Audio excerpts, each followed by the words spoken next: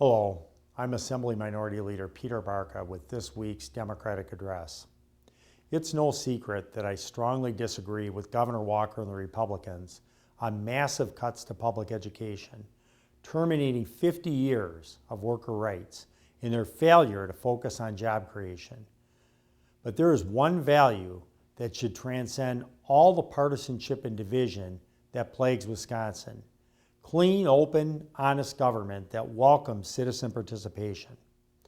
The secrecy and appearance of corruption that has marred Wisconsin government this past year leaves our state's reputation in tatters.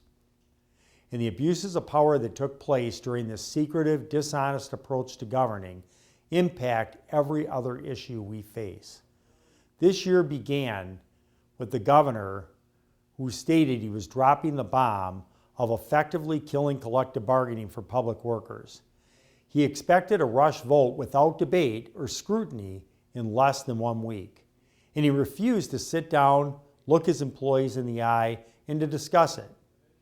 And that approach of ramming policy through before people have had time to object was followed with abuses of power, such as putting the Capitol on lockdown, holding illegal meetings, and ending public hearings while citizens waited to speak.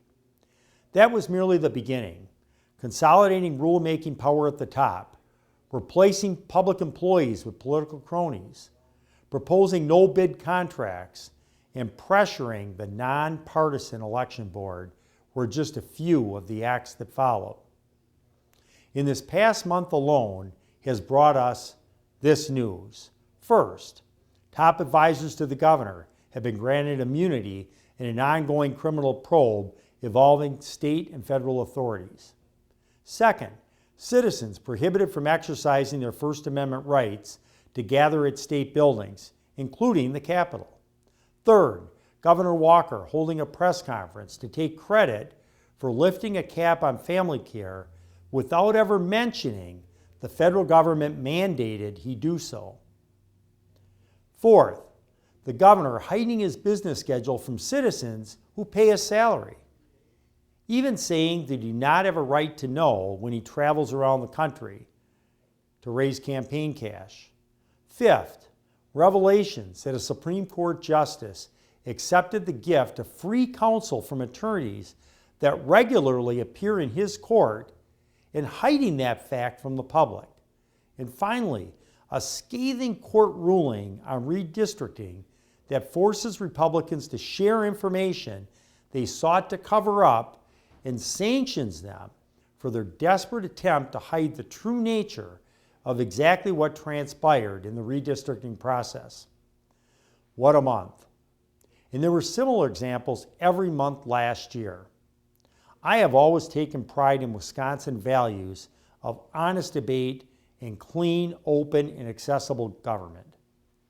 Now, in the face of ethics questions, rule violations, dishonesty, allegations of corruption, and blatant abuses of power, I truly believe that Wisconsin democracy is at risk.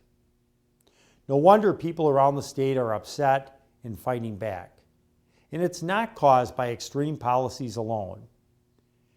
It's about the disrespectful way their perspectives have been ignored and their participation cast aside. It's a backlash against these abuses of power. Whatever new and extreme policies Governor Walker and the Republicans choose to push in 2012, all the citizens of our state, regardless of party, must be given the time, information, and access to openly debate them. They deserve to know that their government is working for and with them, not for powerful special interest. This is how democracy works, and if the basic core tenets of democracy had been respected, we might not be starting 2012 as a divided and polarized Wisconsin.